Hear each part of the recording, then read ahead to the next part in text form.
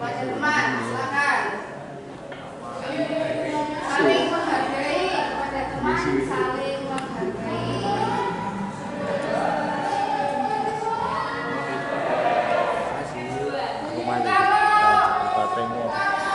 Kalau itu masih tugasnya bagaimana? Mengerjakan tugas bagaimana? Tepat waktu.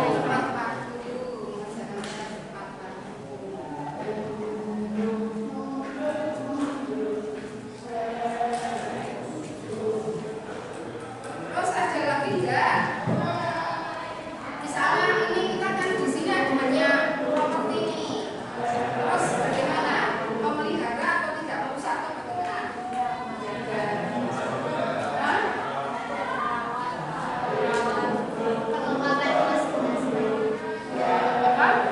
Merawat perlengkapan kelas. Merawat perlengkapan kelas.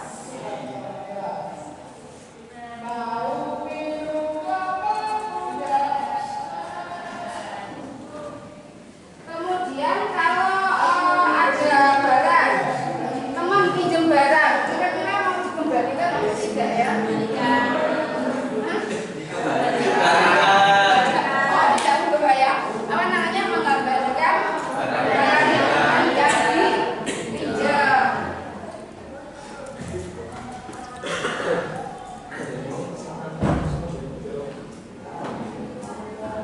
Kalau ada teman yang sakit bagaimana? Menjenguk teman yang sakit. Kalau ada teman yang apa itu bentuknya tidak sesuai dengan yang kamu harapkan, apa namanya? Tidak membuli, tulis ya Mbak. Tidak membuli sesama kita atau apa ya?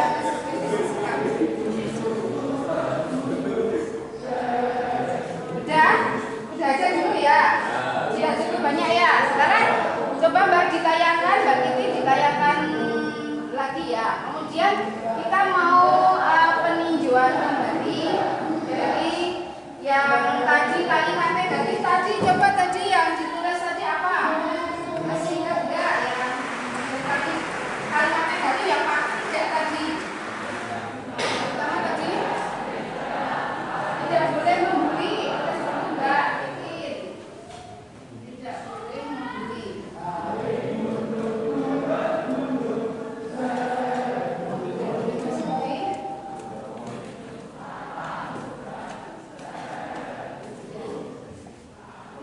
Kemudian dari ini tidak boleh membuli, terus ada lagi tidak tadi apa lagi? Oh, tadi tidak merusak fasilitas kelas tadi. Nanti jadikan kalimat positif.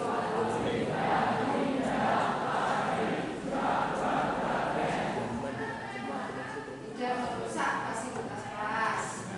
Terus apalagi yang tadi kata tidak tadi? Agak lupa ya tadi apa? Nah sekarang dari dua kata itu dulu, dua kata jadikan kalimat yang positif. Ya silakan siapa?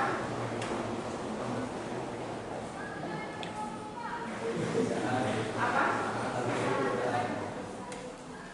Ya, sesama teman. Oh, menyayangi sesama teman mungkin seperti itu bisa nggak ya? Bisa.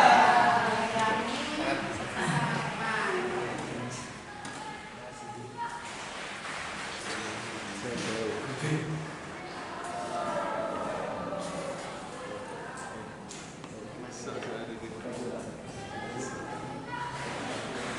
Kalau memanggil teman sama bapaknya itu termasuk bully atau tidak?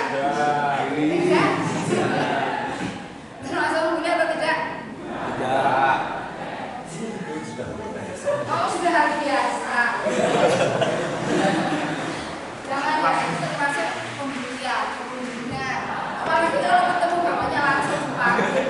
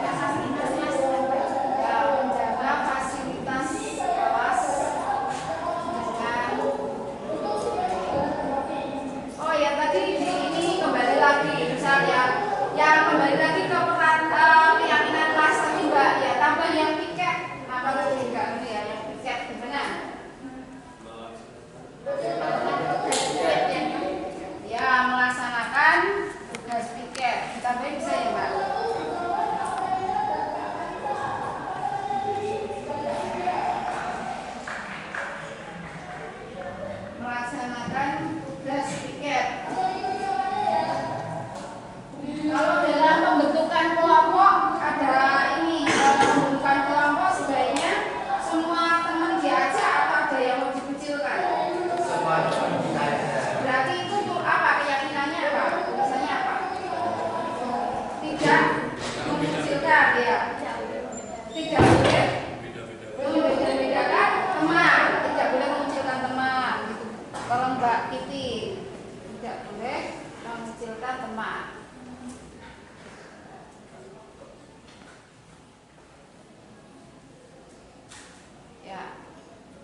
Berarti jadi kalimat kembali lagi ke sudah ada lagi. Nah ya, kita kembali lagi ke dari kalimat negatif tadi yang tidak mengucilkan teman itu jadikan kalimat positifnya apa?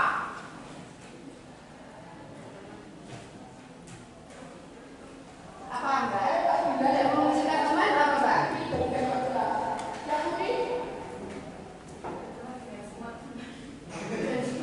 Apa? Berteman dengan teman-teman itu apa ya? Ya, berteman dengan siapa saja. Dengan siapa saja.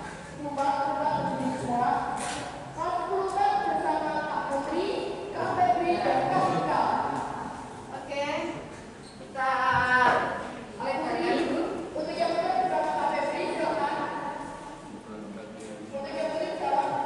Nah, ini gimana? Sudah? Ada lagi nggak? Ada ya. Nah, sekarang kita mau yang ini. Jadikan peraturan kelas. Ayo, ini dipikirkan yuk peraturan kelas. Yang pertama, menghormati guru termasuk peraturan enggak? Ya, boleh Mbak, menghormati guru.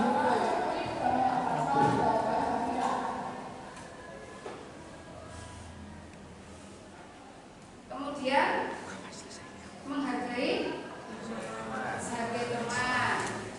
Yang tadi deket-deket tadi yang tidak mengucilkan itu tadi apa? Berteman dengan siapa saja. Berteman dengan siapa saja. Kemudian datang tepat waktu. Datang tepat waktu.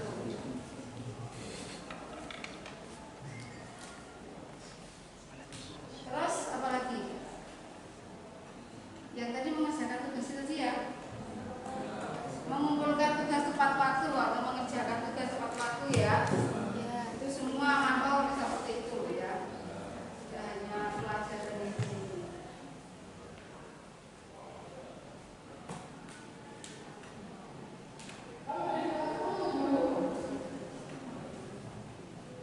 Terus apa lagi? Yang piket tadi? Melaksanakan tugas piket. Melaksanakan tugas piket. Ya sekarang ada lagi nggak yang menjadi peraturan bagi kita? Coba Mbak ditayangkan lagi tadi yang tentang keyakinan kelas. Kembali lagi ke keyakinan kelas ya. Bisa dilihat lagi. Merawat barang itu termasuk dianggap peraturan atau enggak? Kesepakatan kalian aja. Iya, ya boleh. Merawat namanya dibuat lebih bagus lagi kata-katanya. Ya, menjaga fasilitas kelas ya.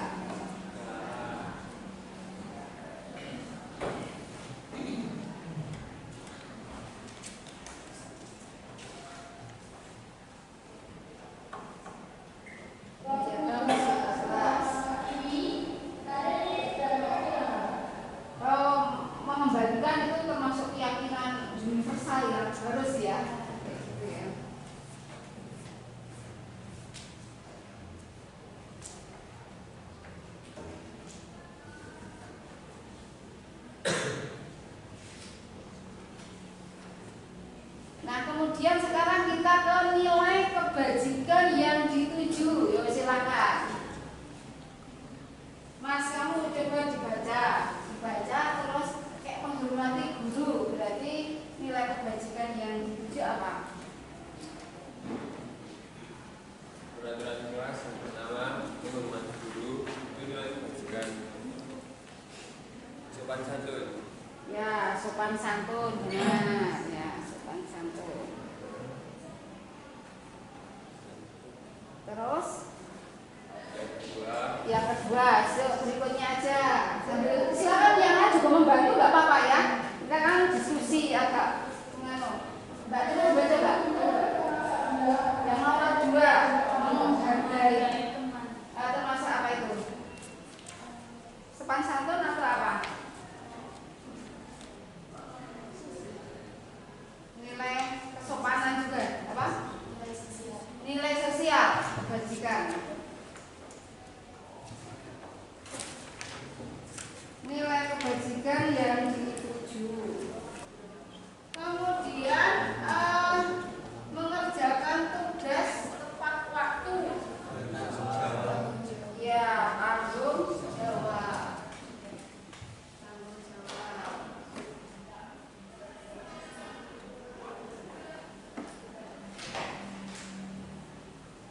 Kemudian melaksanakan nomor 4 dulu ya, datang tepat waktu. Datang tepat waktu berarti disiplin ya, disiplin.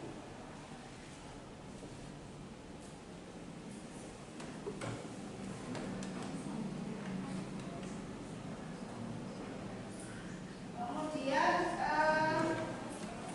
mengerjakan mencoba. Yang nomor 4. Tadi yang lewat yang nomor 3. Oh, yang nomor 3 ya, oh berarti di enter. Di enter. Berarti berteman kepada siapa saja, termasuk berteman dengan siapa saja. Kok itu kok yang masih teman? Ada yang kedua gimana itu? Ya, disiplin jadi nomor 4 ya. Disiplin nomor 4.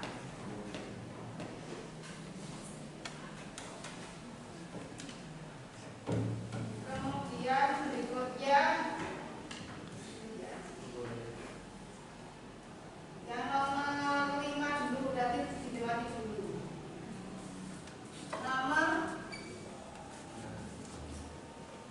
Nomor 5, tanggung jawab. Nomor 6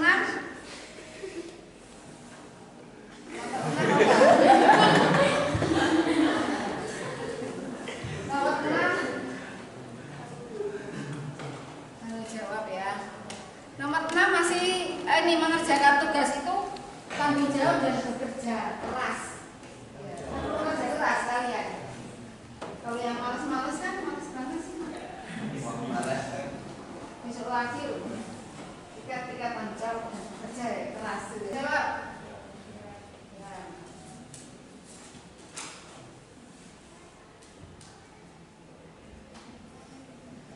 Nah itu kalau berteman dengan siapa saja itu termasuk persahabatan atau bukan ya? Bersahabat dengan siapa saja ya?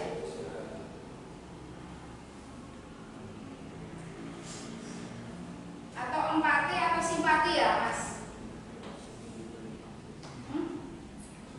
Empati ya, berempati kepada siapa saja. Empati ya namanya ya, empati. Berteman dengan siapa saja. Kalau menghargai teman itu termasuk kasih sayang ya, kasih sayang, nilai kebajikannya kasih sayang. Kemudian menjaga fasilitas kelas. Apa fasilitas kelas berarti? Tanggung jawab ya, masih tanggung jawab. Kemudian menjaga fasilitas kelas itu termasuk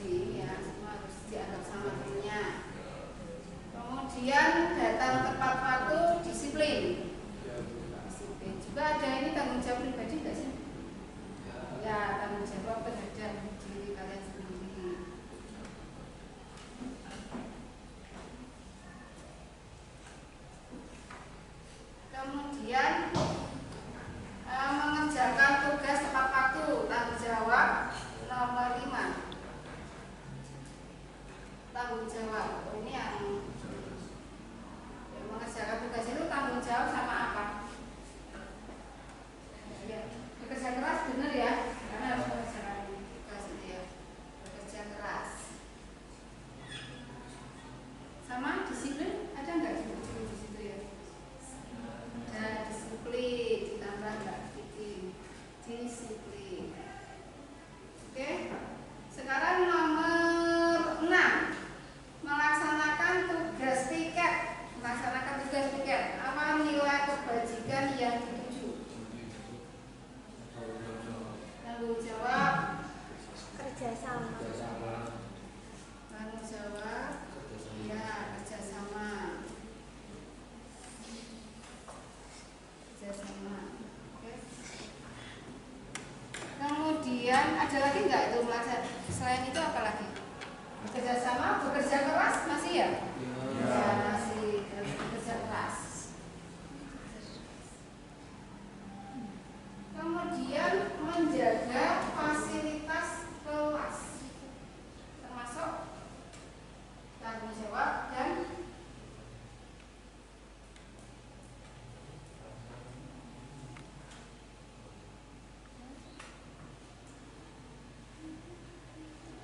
tanggung jawab aja ya?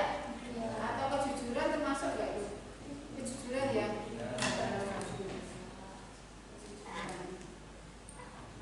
Oke, itu ya nilai kebajikan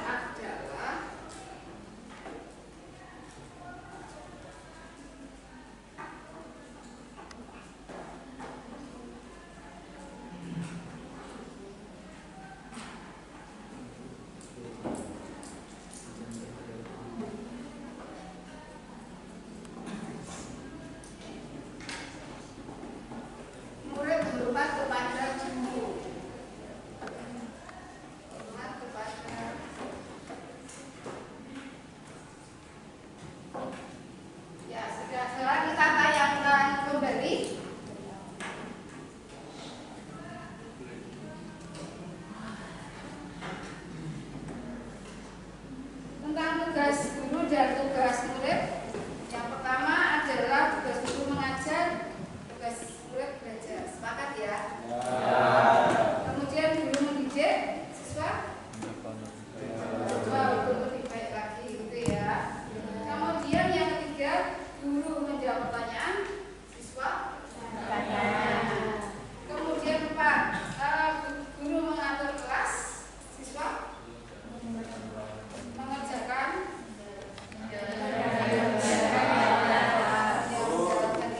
kelas. Oke, ini ada ini ya. Kemudian yang mengatur memberi nilai berarti mengerjakan. Guru menegakkan peraturan kelas berarti siswa peraturan. Kemudian yang ketujuh, guru mengoreksi tugas-tugas murid. Murid guru peduli kepada murid. Kemudian lanjut ke sana Mbak, kita review yang dari keyakinan kelas. Ya, keyakinan kelas ada jadwal tepat waktu, tidak bicara saat pelajaran, termasuk keyakinan ya. Menghormati guru saat pembelajaran, saling menghargai antar teman, mengerjakan tugas tepat waktu, merawat kakak kelas, mengendalikan, menjemput teman yang sakit, kelas tidak boleh mengucilkan teman. Kemudian lanjut lagi.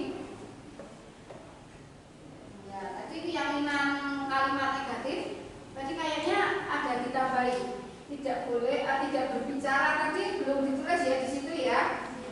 Ya, tidak berbicara ketika pelajaran, berarti nanti tidak berbicara saat pelajaran, saat pembelajaran, berarti ini apa untuk kalimat positifnya adalah mendengarkan guru saat pelajaran. Ya, mendengarkan guru saat pelajaran.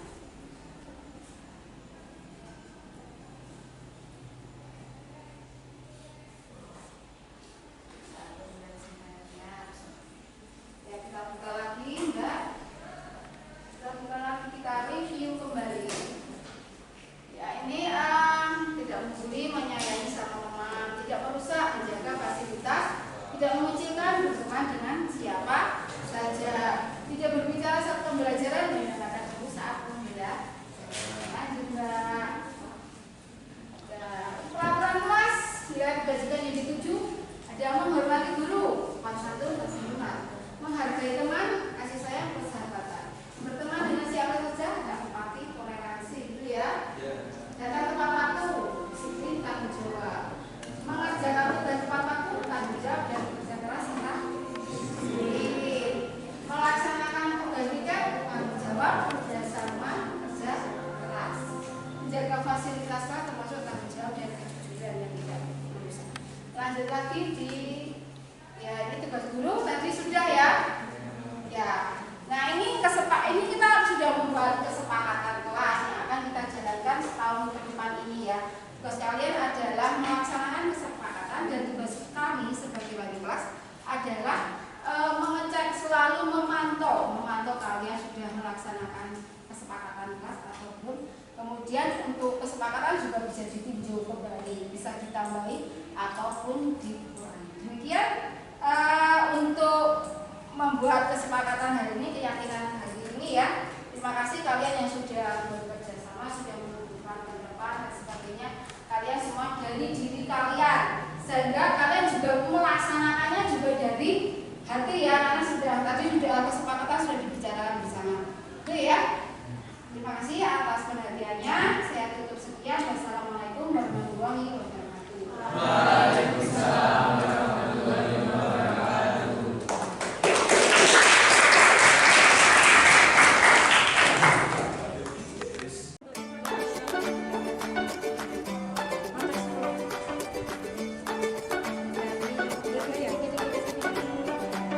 Terima kasih.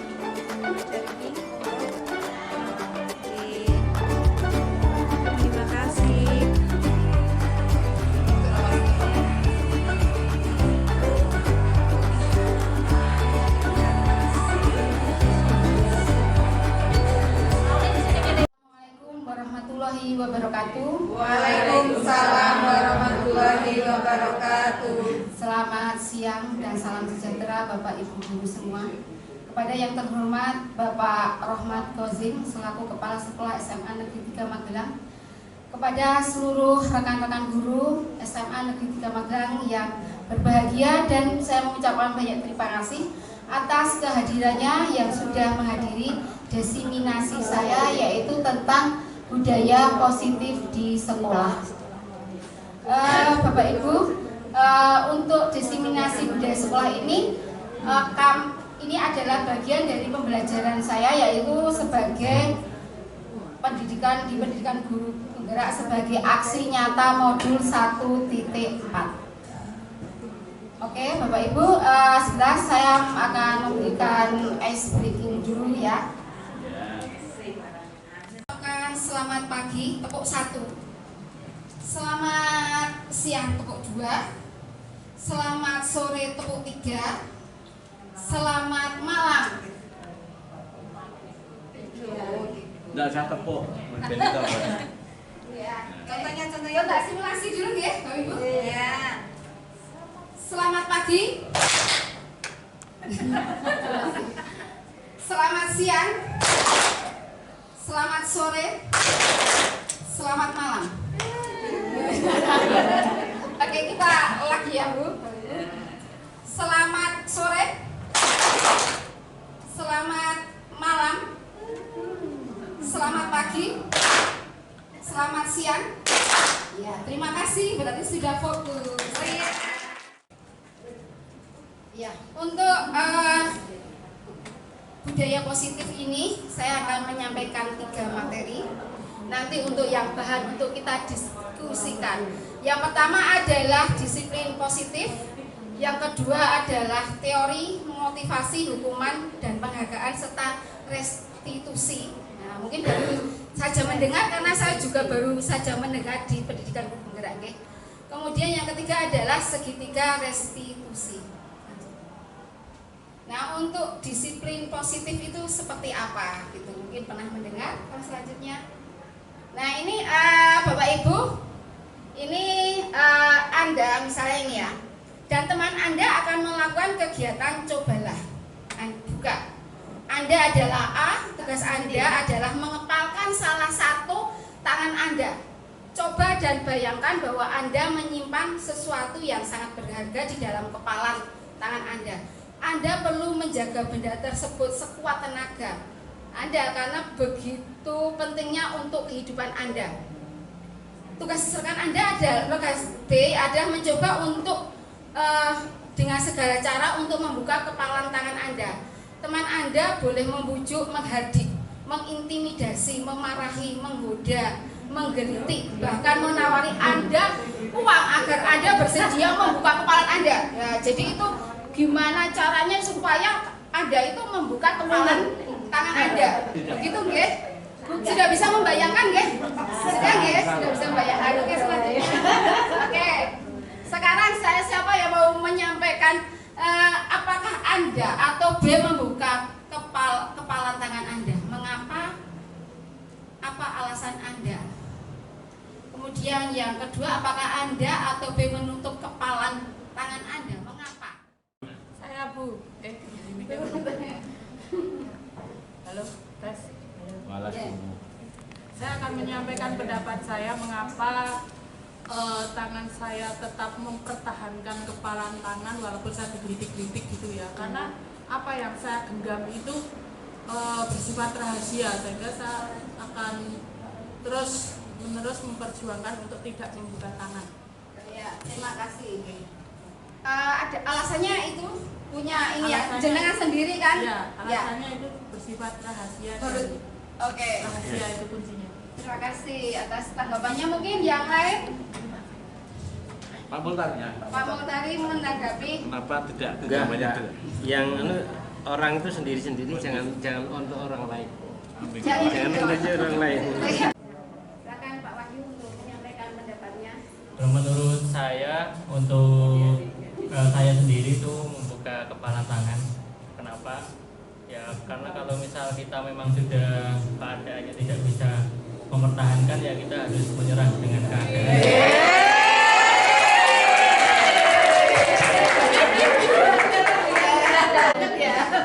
Ini sudah ada dua pendapat, yaitu ada yang mempertahankan untuk menutup dan akhirnya ada yang membuka. Nah ini untuk pertanyaan yang ketiga, dalam kegiatan ini siapakah sesungguhnya yang memegang kendali atau kontrol untuk membuka atau menutup kepala Anda? Siapa? Nah ini sebagai dasar untuk mendisiplinkan siapa saja itu harus dari diri sendiri. Terus selanjutnya, nah ini sebagai pembuka. Kemudian untuk makna kata disiplin, ketika mendengar kata disiplin, apa yang terbayang di benak Anda? Yang kebanyakan orang itu menghubungkan disiplin dengan apa? Bu Wika mungkin bisa meneruskan. Disiplin berhubungan dengan prinsip yang sudah ada di dalam diri dan juga integritas yang sudah tertanam. Bagus. Terima kasih. Itu sudah disiplin tingkat tinggi itu ya. Jadi nanti ada kata makna disiplin itu ada tingkat-tingkatannya, dan Mbak Wika sudah tingkat tinggi sudah. Ya, sudah motivasi intrinsik untuk tertib gitu ya.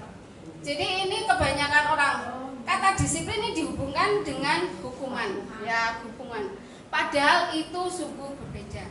Karena belajar tentang disiplin positif tidak harus dengan memberi hukuman. Justru itu adalah salah satu alternatif terakhir bila tidak perlu digunakan sama sekali.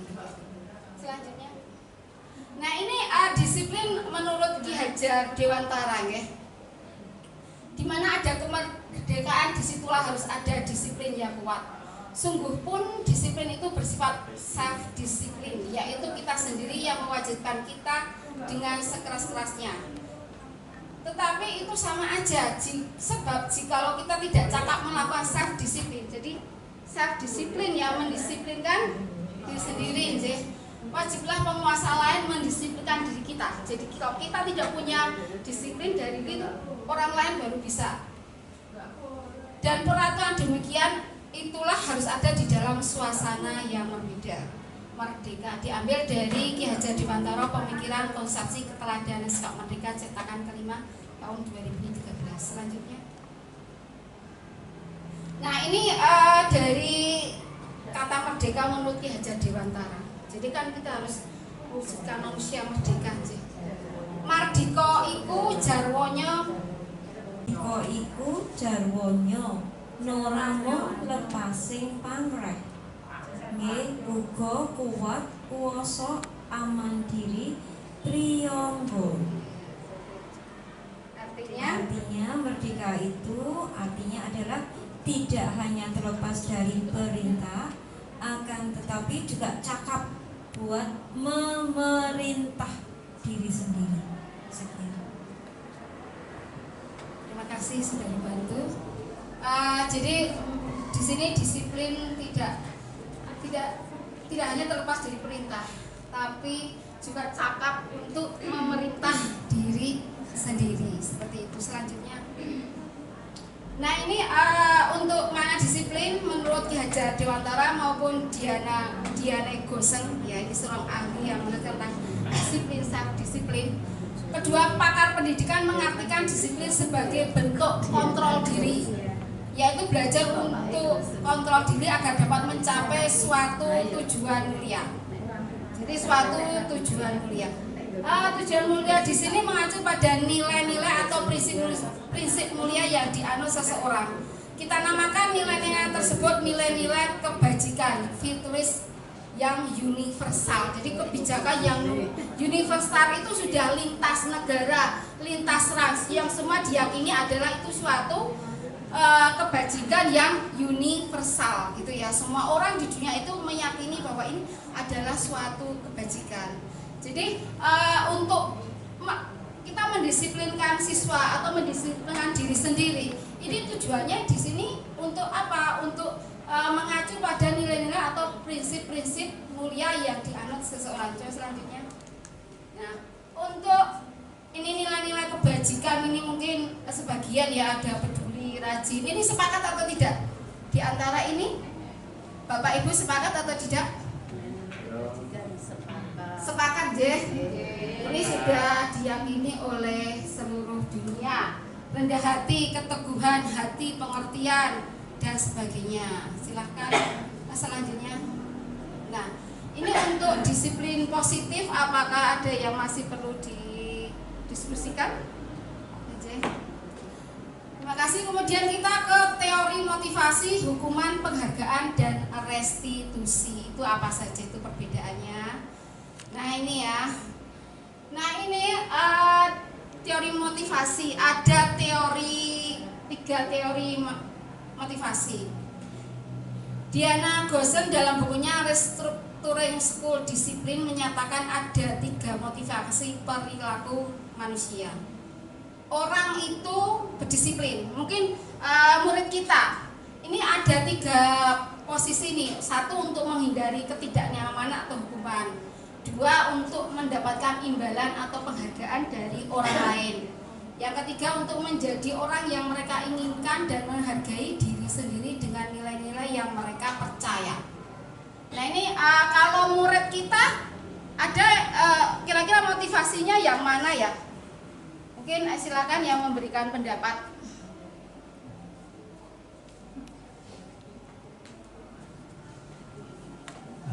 Terima kasih atas waktu yang diberikan.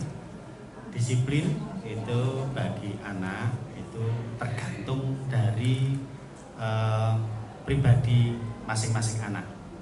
Ada anak yang tidak terbiasa disiplin di rumah, tapi demi menghindari hukuman, mereka akan berusaha untuk disiplin di sekolah. Nah, ada juga anak yang berusaha untuk disiplin karena ada sesuatu yang diinginkan. Seperti yang nomor 2 itu untuk mendapatkan imbalan atau penghargaan dari orang lain. Dan yang ketiga ini adalah disiplin yang menurut saya adalah disiplin yang paling baik. Karena ini menyangkut dari pemahaman dari anak tersebut. Bahwa untuk menjadi orang yang disiplin, ya, mereka bisa memanage diri sendiri dengan baik, menyesuaikan perilaku sesuai dengan situasi dan kondisi di mana mereka berada. Jadi sekali lagi bahwa disiplin itu kembali kepada pribadi masing-masing, di mana mereka mau menerapkan, di mana mereka mau mendisiplinkan diri mereka sendiri pada suatu keadaan dan peristiwa. Terima kasih.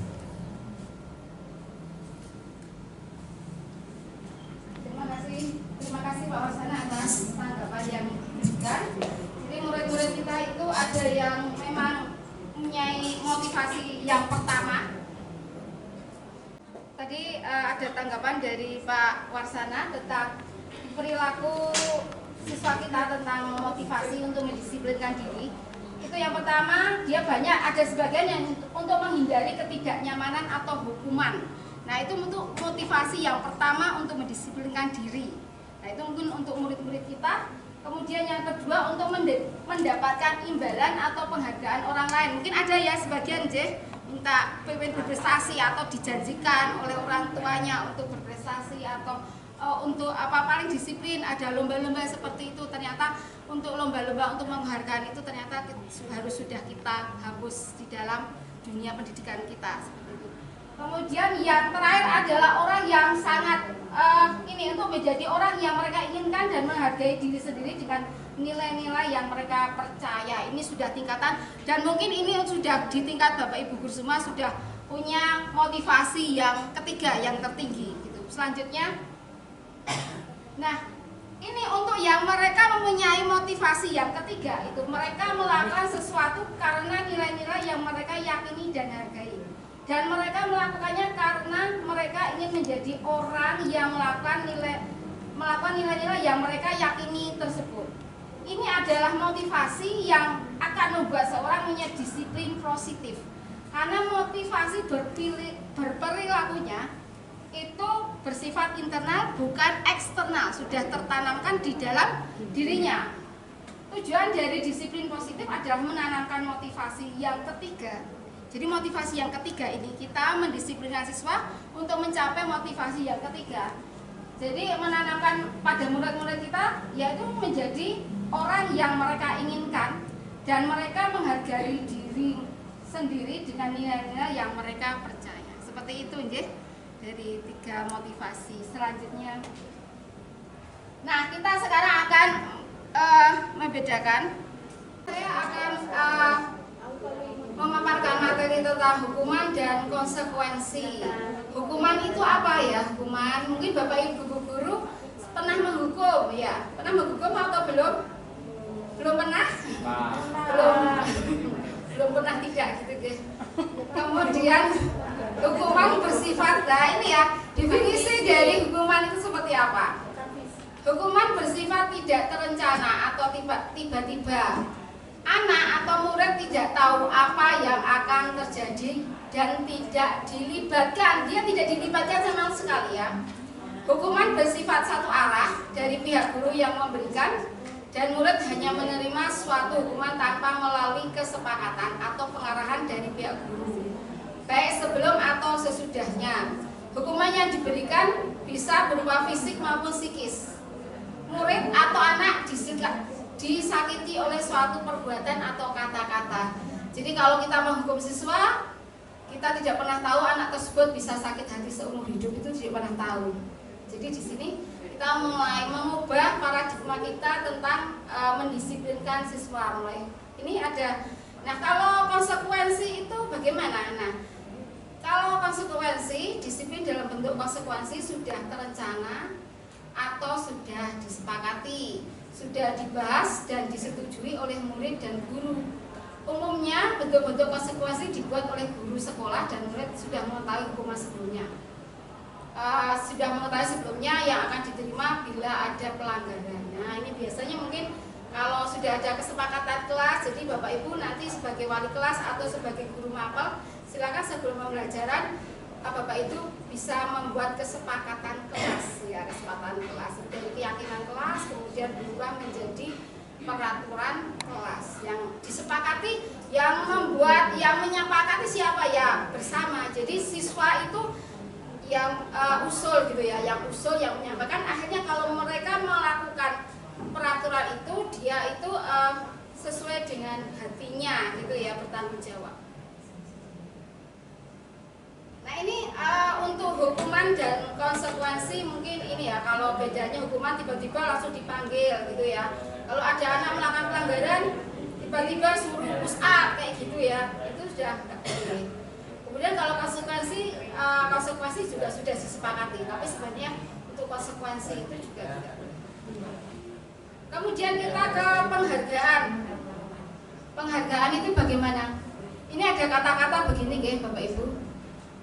Dihukum oleh penghargaan. Saat kita berulang kali menjanjikan hadiah kepada anak-anak agar berperilaku bertanggung jawab, atau kepada seorang murid agar mempelajari sesuatu yang baru, atau kepada seorang karyawan agar melakukan pekerjaan yang berkualitas, kita sedang berasumsi bahwa mereka tidak dapat melakukannya atau mereka tidak akan memilih untuk melakukannya. Nah ini Alfie Kohn dari Panisuk Bairi 1993, wawancara ASCD Annual Konferensi Maret 1995 mengumumkan baik penghargaan maupun hukuman adalah cara-cara mengontrol perilaku seseorang yang menghancurkan potensi untuk pembelajaran yang sesungguhnya. Menurut Kohn, secara ideal tindakan belajar sendiri itu adalah penghargaan sesungguhnya. Bagaimana menurut pendapat dari Bapak Ibu? Pernyataan dari ini, jadi kalau memberikan penghargaan kok nilainya sama dengan menghukum seseorang?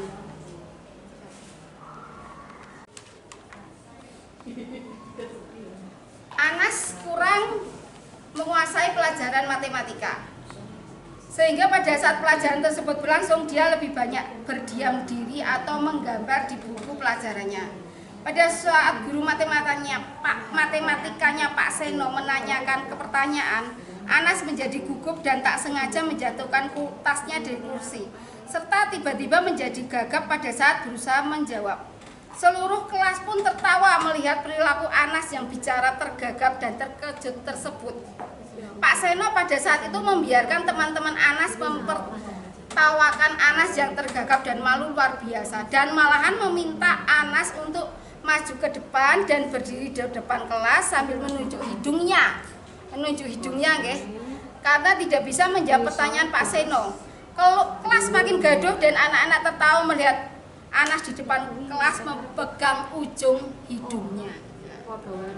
Apakah Anda setuju dengan tindakan Pak Seno terhadap Anas? Siapa ya?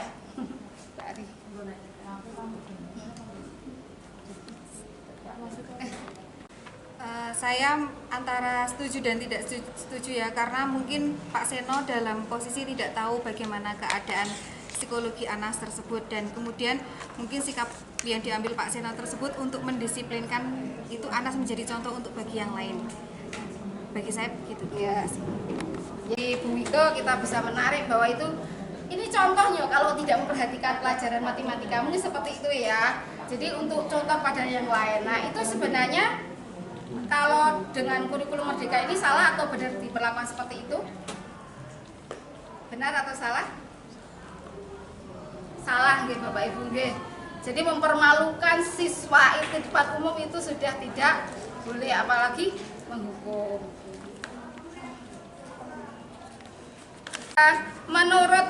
Menurut Anda ini tindakan Pak Seno terhadap Anas itu hukuman atau konsekuensi? Nanti kembali lagi. Hukuman nggih, hukuman karena belum ada kesepakatan dari kelas. Jadi untuk hukuman itu bedanya hukuman dengan konsekuensi itu bagaimana? Kalau hukuman itu menyakitkan nggak? Menyakitkan. Kalau konsekuensi itu apa? Sesuatu yang pasti terjadi bila dia itu tidak mengikuti peraturan atau kesepakatan kayak gitu nggih. Kemudian nyaman tidak siswa menjadi tidak nyaman. Kemudian kalau untuk konsekuensi hanya tidak nyaman pada waktu jangka pendek, jangka panjang enggak. Kemudian ini juga tentang penghargaan. Penghargaan itu kok malah menjadi sebuah penghargaan adalah sebuah hukuman. Ini bagaimana hubungannya gitu ya.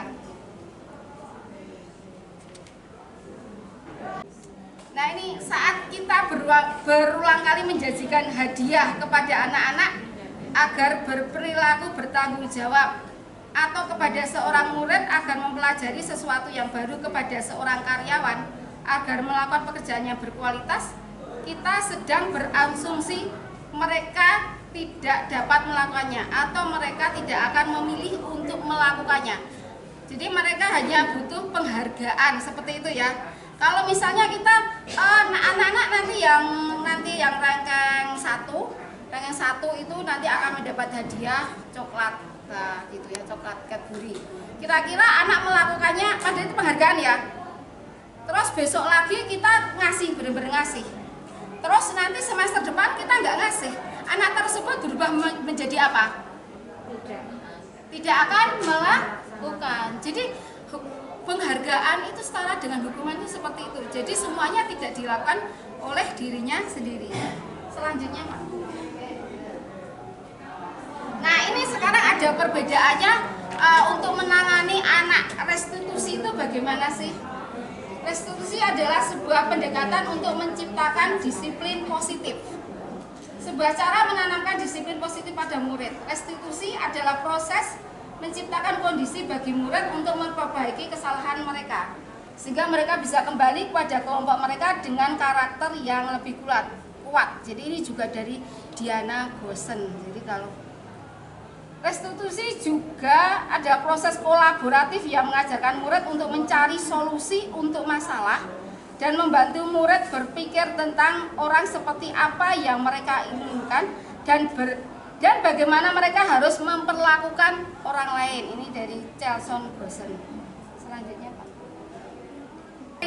school atau Bu bahasa Inggris apa ya? Anaknya untuk melakukan restitusi bernama segitiga restitusi atau restitution triangle gitu ya. Segitiga restitusi. Nah, ini untuk langkah-langkah restitusi ada 3 langkah. Yang pertama adalah menstabilkan identitas. Menstabilkan identitas, kemudian, nah ini teori kontrolnya adalah kita semua akan melakukan hal terbaik yang bisa kita lakukan. Kemudian validasi tindakan yang salah, semua perilaku memiliki alasan. Kemudian yang ketiga menanyakan keyakinan, kita semua memiliki motivasi intrinsik.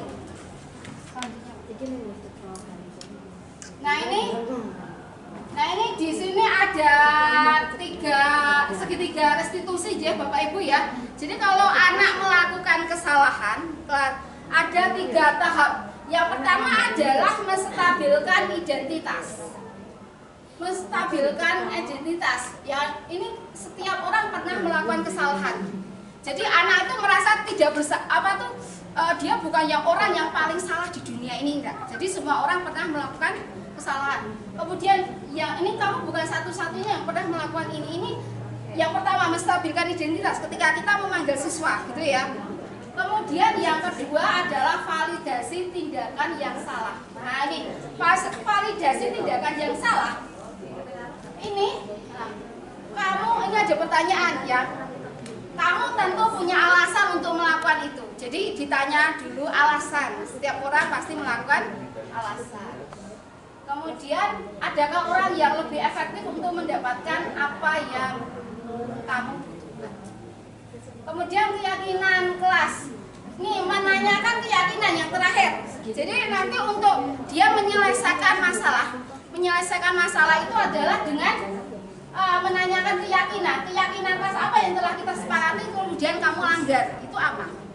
Yang kedua adalah kamu ingin menjadi orang yang seperti apa? Tapi ini ya, untuk segitiga restitusi ini tidak kaku. Jadi mungkin Bapak Ibu guru sudah pernah melakukan, sudah sering melakukan, tapi tidak merasa bahwa saya pernah ternyata saya sudah melakukan segitiga restitusi seperti itu ya. Semua. Jadi ini juga untuk kita dalam menyelesaikan masalah anak itu tidak harus kaku. Jadi masing-masing kita harus 3 itu harus urut atau tidak. Jadi yang penting di situ segitiga restitusi itu kita tercapai seperti itu.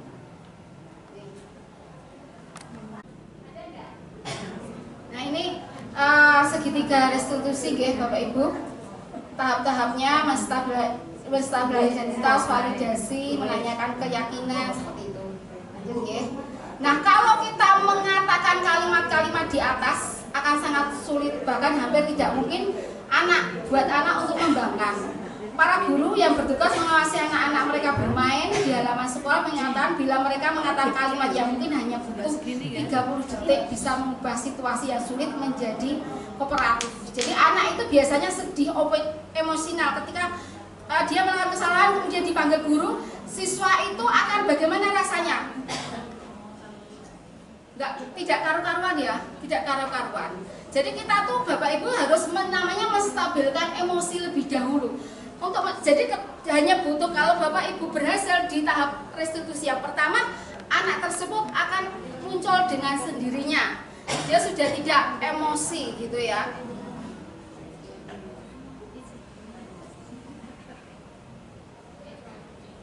Ini adalah contoh dari penanganan segitiga restitusi. Mungkin Bapak Ibu guru tahap-tahap sebelah mana nih yang menstabilkan emosi gitu ya, menstabilkan ini dulu, menstabilkan identitas. Mario dan Adi merupakan murid kelas 8 di SMP Tunas. Pada jam istirahat makan siang saat semua anak lain bermain di luar kelas, mereka diajak bicara oleh wali kelas mereka, Bapak Joko, di ruang kelas. Pak Joko nih ya. Mario, Adi, Bapak tadi dengar laporan dari guru PK di kantin, sepertinya kalian dalam masalah ya. Ada yang bisa Bapak bantu? Apa yang terjadi? Seperti itu. Suaranya tidak boleh tinggi Bapak Ibu, yang lembut itu ya. Catat. Kemudian Mario dan Adi, iya Pak, tadi jam istirahat pagi kami main lempar-lemparan makanan di kantin. Tapi tidak sengaja malah kelempar kena wajah Ibu Dina, kepala sekolah. Ketika beliau sedang berjalan. Pak Joko ini ya. Kalian main lempar-lemparan makanan di kantin kena wajah Bu Dina ketika beliau sedang lewat. Iya Pak. Adi, ada informasi yang kamu tambahkan? Nah, itu sudah mulai ini ya. Itu menstabilkan identitas dulu nggih. Kami tidak bermaksud melakukannya, tapi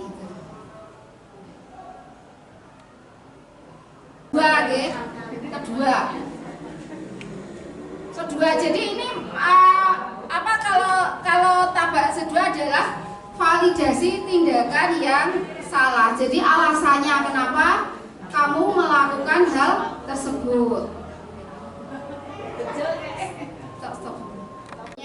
Di sini ada kata baiklah, untuk dia Bapak Joko itu menanyakan alasannya. Nah, di sini berarti Pak Joko itu baru validasi gitu ya, validasi, menanyakan alasan. Nah, ini ada Bapak bisa melihat kalian merasa senang melakukannya, tetapi yang kalian lakukan merugikan orang lain sehingga sekarang kalian dalam masalah, seperti itu ya. Jadi siswa itu disentuh, dia itu merasa bersalah, divalidasi dulu. Ya, kemudian setelah itu Mario dan Adi bilang, "Iya, Pak." Nah, ini Pak Joko terus menanyakan keyakinan kelas, ini mulai dari menanyakan keyakinan di tahap yang ketiga. Sekarang mari kita bicara tentang keyakinan kelas dan keyakinan sekolah kita. Apa yang kita percaya, yang mana yang kalian belum tunjukkan gitu ya. Terus Mario menjawab, kita harus bersikap baik sama orang lain, seperti itu ya. Kemudian Adi, menghormati orang lain dan menghormati dirimu sendiri. Pak Joko ini bilang, kalian berdua ingat dengan baik keyakinan kelas kita. Jadi sudah menanyakan keyakinan kita, sudah tahap yang ketiga. Sudah menanyakan keyakinan bahwa mereka salah.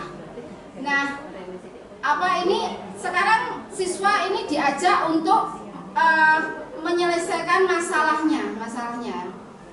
Kalian berdua ingat dengan keyakinan kelas kita kembali kepada kalian main lempar-lemparan makanan mengenai Ibu Dina. Apakah kalian ketika melakukan itu kalian menghormati orang lain dan lingkungan? Tidak, Pak. Nah, ya, tapi kalian mendapatkan rasa senang. Nah, besok lagi ini dia sudah, ini Mario dan Adi sudah keyakinan yang ketiga. Jadi, nah untuk penutupnya adalah, nah sekarang mari kita selalu mengindahkan keyakinan kelas kita besok ke kantin dan kalian bisa berperilaku lebih baik lagi. Itu jauh lebih baik ya Bapak Ibu tentang restitusi kelas. Nah, untuk supaya Bapak Ibu lebih jelas tentang restitusi kelas, mari kita akan berpraktek sebagai guru dan Ibu Siti Kambia sebagai murid. Di sini ada kasus ini, nggih. Anda adalah wali kelas 7 SMP Pelindung. Ya, Bu Sus. Anda baru saja selesai menghadiri rapat guru dan ingin kembali ke ruang kelas Anda untuk melihat tim piket kelas Anda bekerja. Sesampai di kelas, Anda terkejut karena hanya ada 2 murid yang sedang membersihkan kelas. Anda menyadari bahwa Ciko tidak ikut berpartisipasi dalam piket. Anda tahu betul bahwa Ciko hari ini masuk sekolah. Anda bertanya kepada murid-murid lain yang sedang piket, dan mereka hanya menjawab bahwa Ciko tiba-tiba keluar begitu saja dari ruangan dan membawa tasnya, melarikan diri, Jebu. Bolos. Penasaran dengan hal itu, Anda mencoba mencari Ciko dan menemukannya di warung depan sekolah sedang jajan. Anda memutuskan untuk langsung berbicara dengan Ciko di saat itu. Coba nggih. Nah, sebagai Ciko,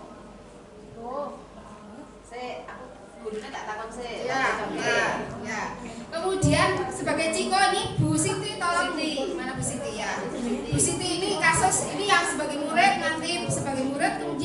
contoh yang langsung melarikan diri. Sudah kira-kira sudah paham ya Bu Siti membayangkan bagaimana peran sebagai Ciko. Tasnya hijau ya.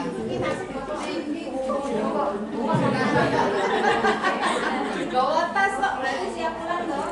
Nah, tidak pertanyaan saya.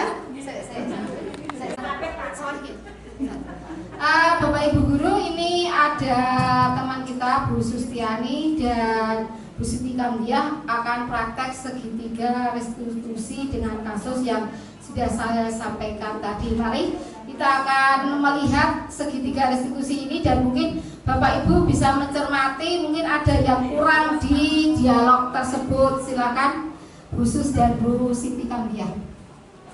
Baik, 1, 2, 3. Bagaimana Ciko kabarnya hari ini? Baik Bu, Sudah makan belum? tadi sih sudah, tapi lapar lagi. Oh gitu. Kok tadi Bu Sus waktu lewat di kelas, kok kamu gak kelihatan kemana ya? Jajan Bu, di luar. Oh, kamu jajan di luar. Katanya kamu tadi sudah makan belum dari rumah? Sudah Bu, tapi lapar lagi. Oh gitu ya. Kamu berapa hari satu hari dalam untuk makannya? Biasanya 3, kalau luar biasa 4. Oh gitu. Ciko, kamu hari ini ada piket tidak? Kayaknya sih iya Bu. Terus kenapa kamu meninggalkan? Saya lapar sekali. Kamu nggak boleh seperti itu, Ciko. Khusus juga pernah dulu sekolah. Rasanya memang lapar, tapi kalau kita memang punya tanggung jawab untuk mengerjakan sesuatu, harus dikerjakan dulu, Ciko. Misalnya, oh saya masih lapar ini, kamu bisa minum dulu, kemudian menyapu, mengerjakan piketnya. Setelah itu baru makan lagi. Kan katanya tadi sudah sarapan dari rumah. Iya Bu, mohon maaf saya melanggar. Saya tidak akan mengulanginya lagi. Oh ya, Ciko, benar-benar ya janjinya ditepati, kemudian diatur waktunya, kapan makan, kapan mengerjakan tugas, karena kerjasama kalian dengan teman-teman itu sangat penting. Kalau kamu tidak mengerjakan piket, berarti yang dirugikan siapa? Teman-teman satu kelas Bu. Iya, juga kamu, karena kamu tidak melakukan kerjasama dengan baik, ya enggak? Nah, besok apa yang akan kamu lakukan, Ciko? Agar tidak terjadi lagi. Sebelum berangkat saya harus makan, mungkin pas istirahat. Kalau lapar lagi boleh jajan pas jam istirahat. Nah, bagus. Setelah itu piket harus dijalankan dengan teman-teman. Ya, jangan ditinggalkan lagi ya, Ciko. Ya sudah, nggak apa-apa. Tetapi besok lebih baik lagi. Oke, terima kasih. Bisa kembali ke kelas. Ya, tolong tepuk tangannya untuk Bu Sus dan Bu Siti. Ya, begitu ya untuk segitiga restitusi. Kira-kira mungkin Bapak Ibu bisa mempraktekkannya jika menghadapi masalah murid begini, begitu ya. Nah, ini tibalah saatnya untuk desiminasi ini saya tutup. Mohon maaf bila ada kesalahan dan kekurangan. Terima kasih dan sebar-sebarnasi untuk budaya sebagai aksi nyata modul 1.4 bagian dari program pendidikan guru penggerak. Saya akhiri. Mohon maaf bila ada kekurangan dan kesalahan. Terima kasih Bapak Ibu yang sudah hadir dan berpartisipasi dalam desiminasi saya. Saya tutup sekian. Wassalamualaikum warahmatullahi wabarakatuh. Waalaikumsalam.